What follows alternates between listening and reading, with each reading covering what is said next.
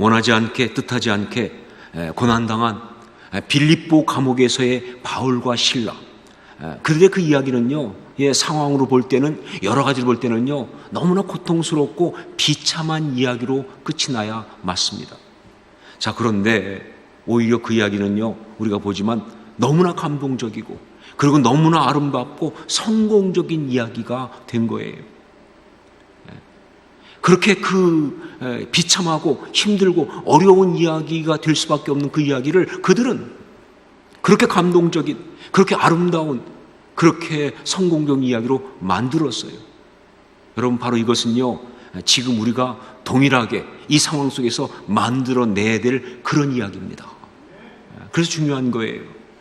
어떻게 해서 그렇게 할 수 있었는가?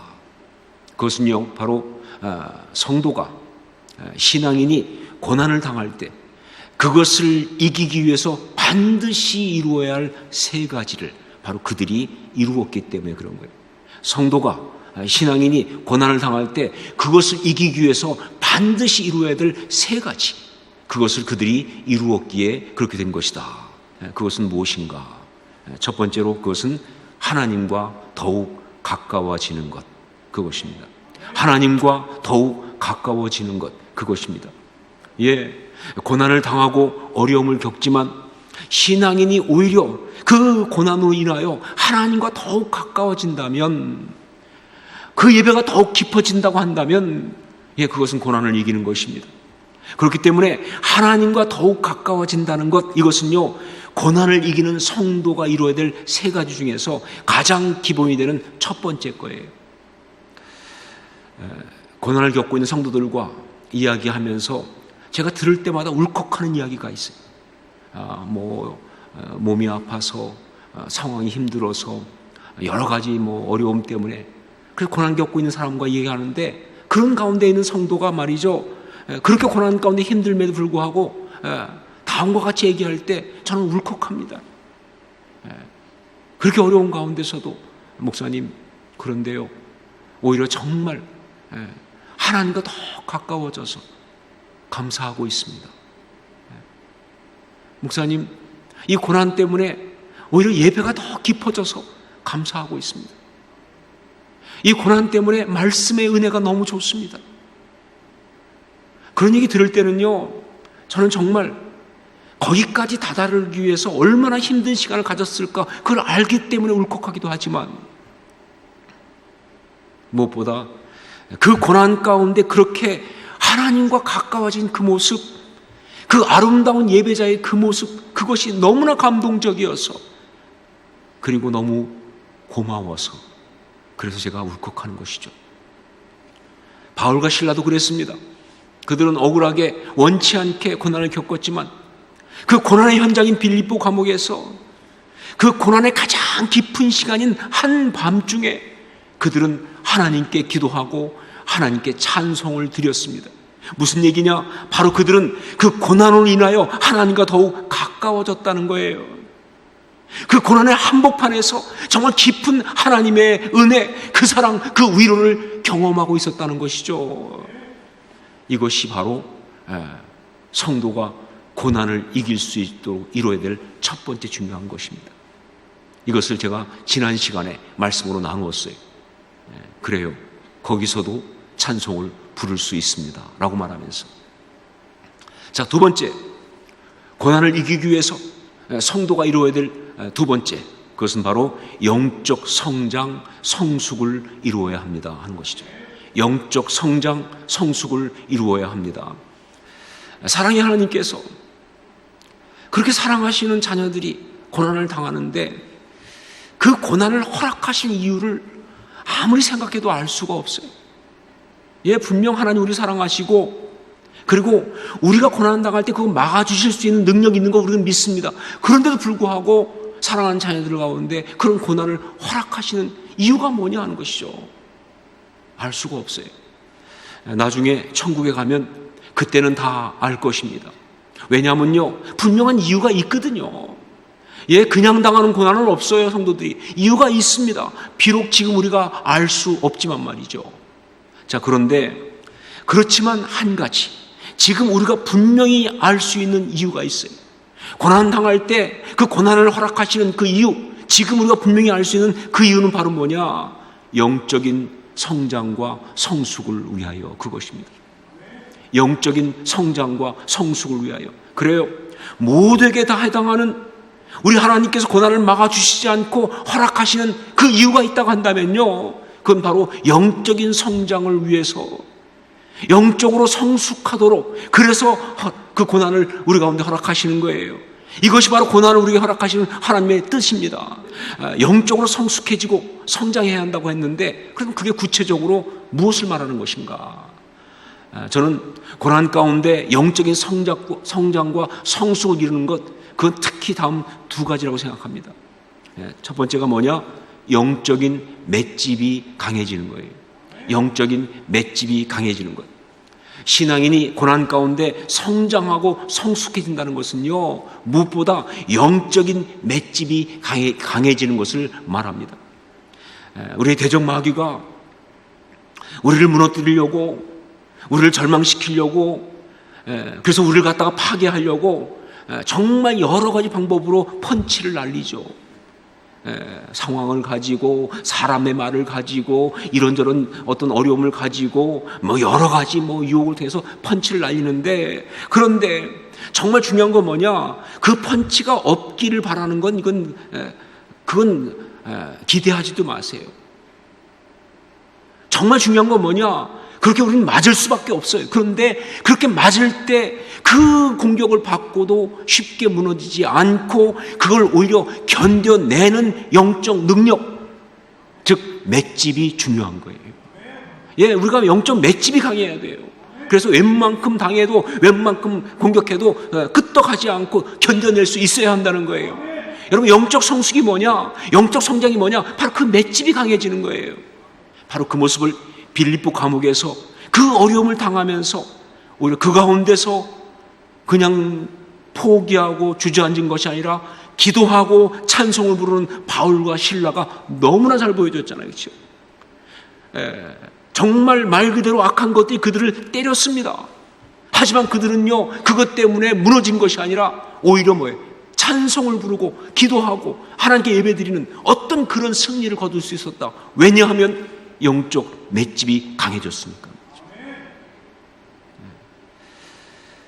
또 한 가지, 영적 성장, 성숙을 이룬다는 게 뭐냐라고 할 때, 그것은 바로 영적인 그릇이 커지는 거예요. 영적인 그릇이 커지는 것.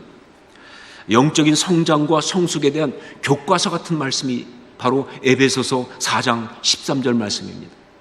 우리 에베소서 4장 13절 말씀을 함께 같이 읽도록 하겠습니다. 함께 읽습니다. 우리가 다 하나님의 아들을 믿는 것과 아는 일에 하나가 되어 온전한 사람을 이루어 그리스도의 장성한 분량이 충만한 데까지 이르리니. 자, 여기에도 나오지만 영적인 성장과 성숙은요, 바로 영적인 그릇이 커지는 것, 바로 그것을 말합니다. 어디까지 커지느냐? 그리스도의 장성한 분량이 충만한 데까지 커지는 거예요. 그게 바로 영적 성숙이에요. 그래요. 고난을 통하여 신앙의 사람은요, 어떤 것보다 그의 신앙과 인격의 그릇이 커집니다. 이전에는 자기밖에 모르던 사람이었어요.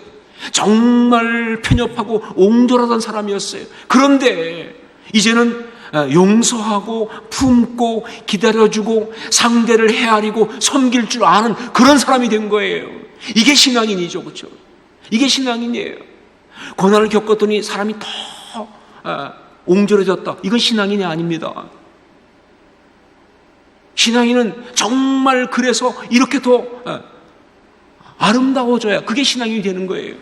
여기 빌립보 감옥에 바울과 실라가 바로 그런 모습을 너무나 잘 보여주고 있어요. 우리 27절로 28절 말씀을 함께 읽겠습니다. 같이 읽습니다. 간수가 자다가 깨어 옥문들이 열린 것을 보고 죄수들이 도망한 줄 생각하고 칼을 빼어 자결하려 하거늘 바울이 크게 소리질러 이르되 내 몸을 상하지 말라. 우리가 다 여기 있노라 하니. 찬송 중에 기적이 일어나면서, 지진이 일어나면서 옥문이 열렸습니다. 자, 그럴 때 여러분, 당연히 일어날 일이 뭡니까? 자, 감옥 옥문이 열렸다. 그럼 그 다음에 나오는 게 뭐예요? 죄수들은 뭐예요? 다 도망친다 아닙니까? 그게 모든 죄수들의 일반적인 어떤 모습이에요. 왜? 사람들은 다 이기적이니까. 아니, 문이 안 열려서 못 도망간 거지, 문이 열렸는데 왜 안 도망갑니까?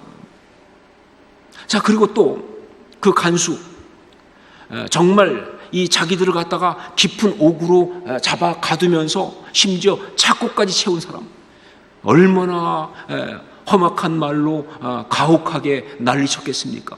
바로 그런 간수가 이 옥문이 확 열린 걸 보고는요, 죄수들이 다 도망한 줄 알고, 왜냐면 그 당시 로마 시대에는요, 죄수가 도망가면 간수가 목숨을 대신 내놔야 되니까 이건 뭐 무조건 죽었다죠. 그러다 보니까 다 도망한 줄 알고 스스로 자결하려고 할 때, 그때 그런 간수를 보면서 그가 죽든 말든 상관하지 않는 것, 그게 정상 아닙니까? 죄수들이니까.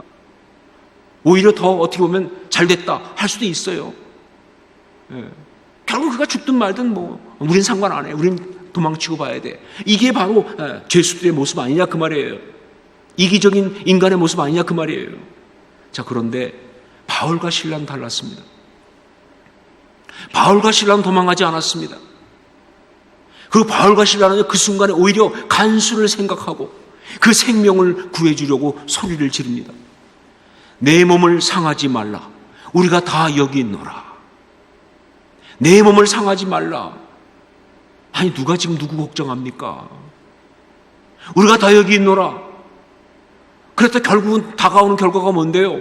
나갈 기회 못 얻고 계속 잡혀 있는 거 아니에요? 그렇죠? 그런데 이렇게 말하고 있는 이들의 이 외침은요, 바로 바울과 실라의 그릇의 크기를 보여주고 있는 거예요. 자기만 생각하는 이기적인 존재 아닌 거예요. 여하튼 도망쳐야 되는 사람인데, 여하튼 간에 억울하게 당했으니까 빨리 도망쳐야 되는 거고, 그런데 그를 살리기 위해서, 자신들한테 가혹한 짓을 했던 그를 살리기 위해서 오히려 큰 소리로 여기 있다고, 우리가 내 몸을 상하게 하지 말라고 그렇게 외치고 있는 이 모습은요, 십자가에서 그 예수님을 십자가에 죽이라고 외치고 있는 그 사람들을 향해서 오히려 용서를 선포하셨던, 그들이 자기 하는 것을 모른다고 용서해달라고 간구하셨던 바로 우리 예수 그리스도의 장성한 분량의 충만함, 바로 그것을 보여주는 것이 아닌가 하는 것이죠. 그릇의 크기예요. 고난 속에서 그들은요, 영적 그릇이 그렇게 커졌던 것입니다. 그러면서 영적 성숙과 성장을 이룬 거예요. 전 여러분도 그럴 수 있기를 주님으로 축원합니다. 이 두 번째.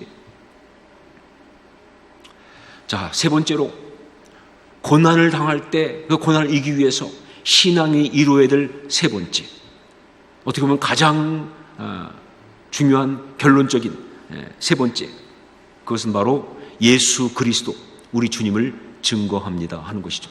예수 그리스도 우리 주님을 증거합니다. 이 빌립보 감옥에서 이 바울과 실라가 잡혀있던 이 이야기는요, 반전이 있어요. 이건 반전이 있습니다. 그런데 이 빌립보 감옥에서 바울과 실라가 잡혔던 이 이야기의 최고의 반전은요, 찬송 중에 갑자기 지진이 나면서 그러면서 옥문이 다 흔들리고 열린 그거 아닙니다. 보통은 그게 반전으로 생각하는데 그거 아니에요. 정말 기가 막힌 반전은요, 29절로 30절 거기에 나옵니다. 우리 29절로 30절 함께 읽도록 하겠습니다. 같이 읽습니다. 간수가 등불을 달라고 하며 뛰어들어가 무서워 떨며 바울과 실라 앞에 엎드리고 그들을 데리고 나가 이르되, 선생들이여, 내가 어떻게 하여야 구원을 받으리이까 하거늘. 보세요. 원래 간수는 어떻게 하는 인간들이냐? 데리고 나가가 아니라 잡아 가두는 사람들이에요. 잡아 가두는 사람이 자기 손으로 데리고 나갔다는 거예요. 이런 일이 일어난 거예요. 그것뿐 아니죠. 그러면서 간수가 바울과 실라를 갖다가 뭐라고 부르느냐? 선생들이여라고 부르고 있는 거예요. 선생들이여. 여러분, 선생들이여 무슨 뜻입니까? 존경한다는 거 아니에요? 존경한다는 거예요. 그러면서 간수가 제수에게 묻습니다. 내가 어떻게 하여야 구원을 얻으리이까? 라고. 내가 어떻게 하여야 구원을 받으리이까? 라고. 여러분, 이건 죄수가 원래 물어봐야 되는 거예요. 감옥에 갇혔을 때 간수한테 어떻게 나갈 수 있을까요? 이렇게 물어봐야 되는 거 아니에요? 그런데 간수가 제수에게 내가 어떻게 하여야 구원을 받으리이까? 기가 막힌 이야기예요. 이런 반전이 일어난 거예요. 저는요, 우리가 주님을 의지하고 나가면 우리 모두에게 이와 동일한 반전의 역사가 있을 줄로 그렇게 믿습니다. 예, 우리 주님 그렇게 하시거든요. 예. 자, 그런데 여러분, 이런 반전은요, 사실은 그냥 재밌으라고만 하는 게 아니에요. 특히 이 말씀 속의 이 반전은요, 바로 이 반전이 일어난 다음에 그 다음에 이 이야기의 어떤 절정을 소개하기 위해서 반전이 일어나는 거예요. 이게 정말 말씀이려면요, 이렇게 반전이 일어난 다음에 이 이야기의 절정, 즉 하이라이트가 나오는 것이죠. 그게 바로 뭐냐? 31절로 32절 말씀인 것이죠. 31절로 32절 함께 읽도록 하겠습니다. 같이 읽습니다. 이르되 주 예수를 믿으라. 그리하면 너와 네 집이 구원을 받으리라 하고 주의 말씀을 그 사람과 그 집에 있는 모든 사람에게 전하더라. 네. 그렇게 뜻하지 않게 억울하게 고난을 당하고 아주 힘든 상황이었는데, 그런데 그게 확 뒤집어지면서 정말 기가 막히게 놀라운 어떤 그런 승리의 이야기, 감동적인 이야기가 됐습니다. 그런데 그 절정이 뭐냐? 바로 이 말씀이에요. 바울과 실라가 간수에게 복음을 전하는 장면이에요. 그러면서 간수 그 사람뿐만 아니라 그 온 집의 사람들한테 말씀을 전하는 거예요. 그러면서 그 온 집이 다 그 밤에 믿고 세례를 받는 거예요. 여러분, 이게 진짜 절정이에요. 이게 이 이야기의 그야말로 뭐예요? 아주 가장 하이라이트, 해피엔딩의 장면이에요. 자, 그런데 여기서 우리가 봐야 될 메시지가 있습니다. 이걸 다른 각도에서 보면요, 이렇게 볼 수 있어요. 자, 그렇다. 이렇게 예수 그리스도를 증거하면서 바울과 실라는 고난을 완전히 이기고 승리했다 하는 사실이에요. 그렇게 예수 그리스도를 증거하면서 바울과 실라는 고난을 완전히 이기고 승리했다. 바로 이게 중요한 메시지죠. 여러분, 그렇습니다. 신앙의 사람이 고난을 당할 때 그걸 결정적으로 이기는 건 언제냐? 어떻게 할 때 결정적으로 이길 수 있는가? 예, 바로 그 고난 가운데서 오히려 그 고난을 가지고 예수 그리스도 우리 주님을 증거할 때, 그렇게 고난을 당하고 있는데 그 입에서 마지막으로 우리 주님의 은혜가 너무 우리를 행복하게 합니다. 그럼 얘기 끝나는 거죠, 그렇죠? 우리 주님이 얼마나 좋으신지, 그 사랑 때문에 내가 삽니다.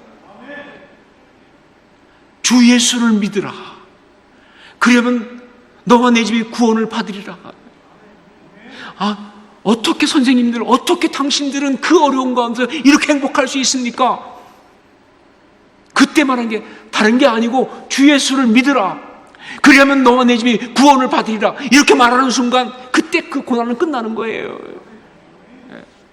아무리 그 고난이 어렵고 힘들고 수치스럽고 비참해도요, 그것을 통해서 예수 그리스도 우리 주님을 증거하고 복음을 전할 수 있게 되는 순간 그 고난을 이기는 겁니다.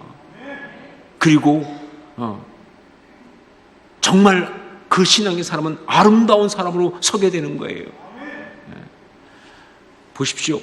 바울과 실라, 그들은요, 빌립보 감옥에 들어갔을 때 정말 그 이야기는 고통스러운 이야기, 억울한 이야기, 정말 수치당한 이야기, 그런 것이지만, 그러나 결론적으로 그들이 그 간수에게 예수 그리스도를 증거하고 복음을 전하고 정말 그렇게 구원을 선포하는 그 역사가 있었기 때문에 이제 그 모든 이야기는요, 더 이상 수치스러운 이야기가 아니라 간증이 됐습니다. 그리고 말이죠, 그 모든 이야기는요, 삶에서 지우고 싶지 않은 축복이 된 거예요. 예, 많은 사람들은요, 고난을 당하면요, 그 고난의 이야기가 그 삶 가운데서 지워버리고 싶은 이야기가 돼요. 근데 못 지우는 게 문제죠. 다 가지고 있어요. 그래서 남들한테 말을 못해요. 고난이 심하면요, 그 언저리는 언급도 못해요. 아파서. 그거 자꾸 감추고 있으면요, 그 삶이 아픈 거예요. 그 삶이 비참한 거예요, 사실은요. 자기도 모르고 남들은 모르고 나만 알고 있는 아픈 이야기를 싸고 있으니까 말이죠. 예, 이 빌립보 감옥에서 이야기는 그런 이야기였습니다. 그런데 예수 그리스도를 증거하는 역사가 일어나니까 결국 이 이야기는 뭐냐? 삶에서 지우고 싶은 이야기가 아니라 지우고 싶지 않은, 오히려 말하고 싶은, 이렇게 증거하는 그런 소리가 되는 거예요. 이것이 바로 신앙 이야기라는 것이죠. 사랑하는 여러분, 우리 주님께서 우리에게 복음을 증거하라고 말씀하신 것은요, 너 가서 모든 족속을 제자를 삼아 복음을 증거하라고 말씀하신 그것은요, 절대로 우리 주님께서 우리에게 숙제 내주신 것이 아니다 하는 거예요. 가끔 보면 숙제로 생각하는 분들이 있어요. 안 하면 안 되겠지 막 이래가면서. 아니, 숙제 아니에요. 그렇다고 해서 우리 주님이 우리를 이용해서 당신의 나라를 확장하시려고 한 그런 의도로 말씀하신 것도 절대로 아닙니다. 뭐 사실 주의 나라 확장하려면요, 주님이 직접 하시면 되지 우리 같은 것들 안 써도 괜찮아요. 여러분, 우리에게 이렇게 복음을 증거하라고 말씀하신 것은요, 예수 그리스도를 증거하라고 말씀하신 것은요, 바로 우리가 이 세상을 살면서 어떤 상황에 있든지 어떤 고난을 당하든지 그 가운데서 정말 아름답게 살 수 있는 비법을 주신 거예요. 그 축복을 주신 거예요. 강력한 무기를 주신 것입니다. 여러분, 아무한테나 부탁하신 줄 아세요? 우리한테만 말씀하신 거예요. 그렇습니다. 어떤 고난이든지 그 고난을 통해서 결론적으로 예수 그리스도 우리 주님을 증거하고 복음을 전할 수 있게 되면요, 예, 그건 이긴 것입니다. 그건 십자가 신앙이에요. 그건 십자가의 역사가 되는 거예요. 더 이상 고난은 고난이 아니라는 것이죠. 죄를 이기고 승리한 아름다운 인생이 되는 거예요. 여러분, 고난 당하기로 따지면요, 바울 사도만큼 많이 당한 사람 없어요. 여러분, 고난 당한 거로 따지면요, 베드로처럼 그렇게 고난 많이 당한 사람 없어요. 십자가에 거꾸로 달려 죽었으니까요. 그런데 누가 바울의 인생을 비참하다고 말합니까? 누가 베드로의 인생을 실패했다고 말합니까? 어떻게 그들이 그렇게 아름다운 삶이 될 수 있었느냐? 한 가지밖에 없죠. 그들은 바로 그 모든 이야기 속에서 예수 그리스도를 증거했으니까요. 그 은혜를 선포했으니까. 전 여러분도 그럴 수 있기를 주의 이름으로 축원합니다. 사랑하는 여러분, 원치 않게 고난을 당하고 있는 사랑하는 성도 여러분, 신앙인으로서 그 고난 가운데 이루어야 될 세 가지, 그것을 반드시 이루고 승리할 수 있기를 바랍니다. 우리는 그래야 합니다. 무엇보다 먼저 고난으로 인해서 하나님과 가까워지세요. 더 가까워지세요. 그 십자가를 깨달으세요. 그 사랑의 감격에 빠지세요. 그리고 그 고난 가운데 영적인 성장과 성숙을 이루는 아름다운 주의 사람이 될 수 있기를 주님을 축원합니다. 정말 정금처럼 나오셔야 돼요. 그리고 무엇보다 그 고난으로 인하여 오히려 주님을 증거하십시오. 예수 그리스도 우리 주님을 증거하십시오. 그렇게 주님을 증거하는, 그렇게 주님을 증거하며 살아가는 참된 주의 제자들이 다 될 수 있기를 주의 이름으로 축원합니다.